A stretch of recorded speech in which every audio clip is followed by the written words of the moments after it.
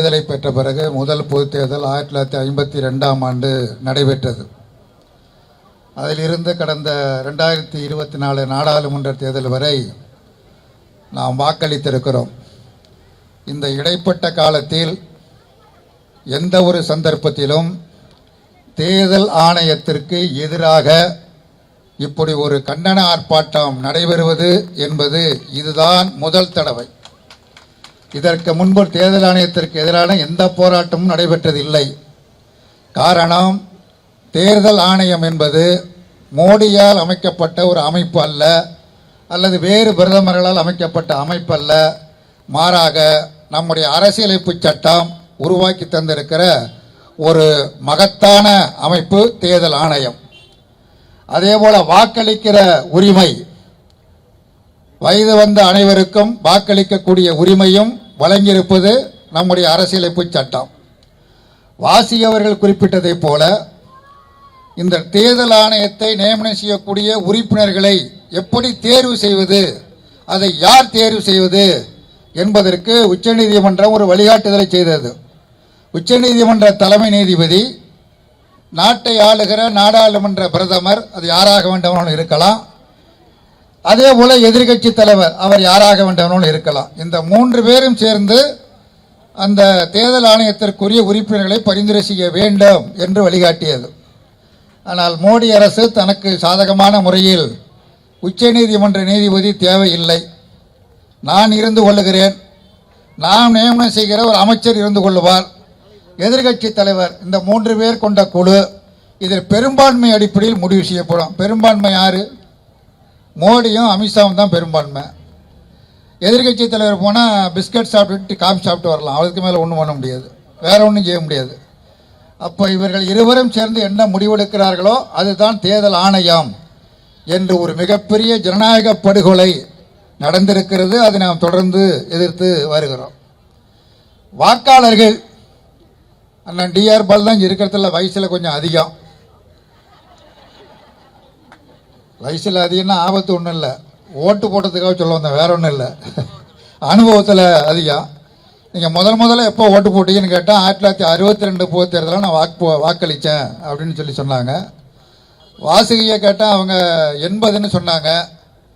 நான் 1971 வாக்களிச்சுக்கிட்டு இருக்கிறேன். தப்பான முறையில் 71 தான் எனக்கு வயசு 21, அதனால் வாக்களிச்சிருக்கிறேன். இப்போ வயது 18ஆக அது குறைக்கப்பட்டிருக்கிறது. ஆக தொடர்ந்து வாக்களித்து வருகிறோம். எந்த பிரச்சனையும் இல்லை. ஆண்டுதோறும் வாக்காளர் பட்டியல் சீர்திருத்த முறை மேற்கொள்ளப்படுகிறது, ஒவ்வொரு ஆண்டும் மேற்கொள்ளப்படுகிறது. தேர்தல் வருகிற காலத்தில் இறந்து போனவர்களை நீக்குவார்கள். புதிதாக சேருகிற வயது வந்த வாக்காளர்கள் அதுக்கு விண்ணப்ப படிவம் இருக்கு, அதை கொடுத்து சேர்த்து கொள்வார்கள். எந்த பிரச்சனையும் கிடையாது.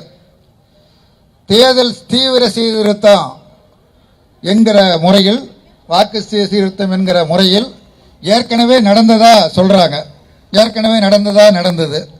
இப்பயும் நடக்கட்டும், அதுலேயும் ஒன்றும் ஆட்சேபனை இல்லை, அதை ஆட்சேபிக்கல. ஆனால் நீங்கள் சந்தேகத்திற்கு அப்பாற்பட்டவர்களாக இருக்க வேண்டும். பிரச்சனை என்னன்னா, தேர்தல் ஆணையம் அதன் நம்பகத்தன்மையை இழந்து விட்டது என்பதுதான் வெட்கக்கேடான ஒன்று. தேர்தல் ஆணைய நம்பகத்தன்மை இழக்கக்கூடாது. தேர்தல் ஆணையம்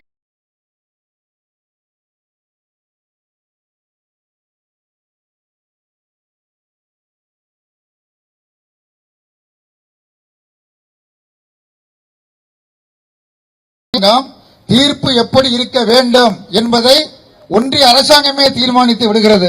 அப்புறம் நீதிமன்றம் எதற்கு?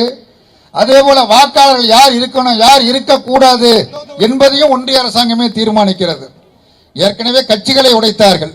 மகாராஷ்டிரத்தில் பார்த்திருக்கலாம். தேசியவாத காங்கிரஸ் உடைக்கப்பட்டது, 2ஆக உடைக்கப்பட்டது. சிவசேனா 2ஆக உடைக்கப்பட்டது. இதையெல்லாம் இந்த கட்சிகளோடெல்லாம் பிஜேபி சேர்ந்திருந்து கூட இருந்தே குளிபறிப்புன்னு சொல்லுவாங்கல்ல, அந்த மாதிரி சேர்ந்து உடைத்தார்கள். அப்புறம் எதிர்கட்சி தலைவர்கள் மீது, நாடாளுமன்ற சட்டமன்ற உறுப்பினர்கள் மீது வழக்கு போடுவதற்கென்று நாயை சூப்பிடிச்சு விடுறது மாதிரி அமலாக்கத்துறை இருக்கிறது, சிபிஐ இருக்கிறது, வருமான வரித்துறை இருக்கிறது. இவர்கள் மூலமாக வழக்கு போடுவார்கள். வழக்கு போட்டோன்னா பயந்தாங்குழிக என்ன செய்வாங்க? சரண்டர் ஆகுவாங்க. உடனே பாஜகவில் சேருவாங்க. பாஜகவில் சேர்ந்தவுடன் அவர்களெல்லாம் புனிதமாகி விடுவார்கள். அப்புறம் அவர்கள் மீது வழக்கு இருக்காது. இதையெல்லாம் எதுக்கு செய்யணும்? கட்சியை எதுக்கு உடைக்கணும்? எதுக்கு விலை கொடுத்து வாங்கணும்? அதெல்லாம் வேண்டியதில்லை. அதற்கு மாறாக யாரெல்லாம் பிஜேபிக்கு ஓட்டு போட மாட்டோன்னு பேரை நீக்கிட்ட வேலை முடிஞ்சு போச்சு. அவ்வளோதான், சுருக்கமானது அதுதான். பிஜேபிக்கு எதிராக யார் வாக்களிப்பார்களோ அவர்களை தேடி கண்டுபிடித்து அவர்களை பெயரை பட்டியலிருந்து எடுத்து விட்டால் அப்புறம் யார்? எல்லா இடத்துலையும் பாஜக ஆட்சி தான், தமிழ்நாட்டிலையும் பாஜக ஆட்சி தான், நாடு பூரா பாஜக ஆட்சி தான் என்கிற கனவோடு தான் பீகாரில் தொடங்கினார்கள். 65 லட்சம் வாக்காளர்களை அடியோடு நீக்கினார்கள். இப்படிப்பட்ட ஒரு அநியாயம், இப்படிப்பட்ட ஒரு அக்கிரமம், இப்படிப்பட்ட ஒரு கொடுமை, ஜனநாயக படுகொலை 1952 இப்பொழுது வரை நடந்ததே கிடையாது. முதல் முறையாக நடந்திருக்கிறது. அதே போல் தமிழ்நாட்டிலையும் வாக்காளர்கள் நீக்கலாங்கிறாங்க. ஒரு வாக்காளர் ஒரு இடத்துல தான் இருக்கணும், 2 இடத்துல இருக்கக்கூடாது. அது சட்டவிரோதம்.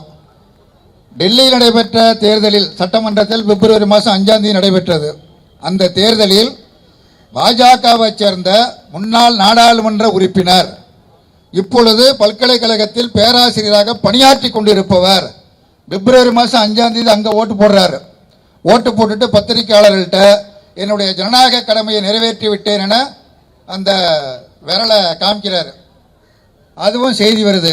அதே நபர், அவர் முன்னாள் நாடாளுமன்ற உறுப்பினர், இப்பொழுது பேராசிரியராக பணியாற்றி கொண்டிருக்கிறார். அதே நபர் இங்கே பீகாருக்கு வந்து கடந்த 5ஆம் தேதி ஓட்டு போடுகிறார். ஓட்டு போட்டுவிட்டு எனது ஜனநாயக கடமையை நிறைவேற்றி விட்டேன் என்கிறார். இது எப்படி சாத்தியம்? இது எப்படி தேர்தல் ஆணையம் அனுமதித்தது?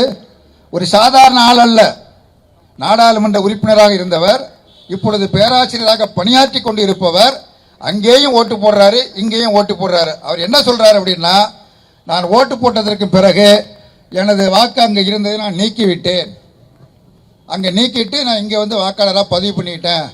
தேர்தல் ஆணையம் என்ன சொல்றது? நீ வாக்காளராக பதிவு பண்ணால் அடையாளம்லாம் காமிக்கணும், பேங்க் அக்கௌண்ட் காமிக்கணும், அல்லது வேலை பார்த்த இதெல்லாம் ஒரு பெரிய பட்டியலே கொடுத்துருக்குறாங்க, இதெல்லாம் காமிக்குது.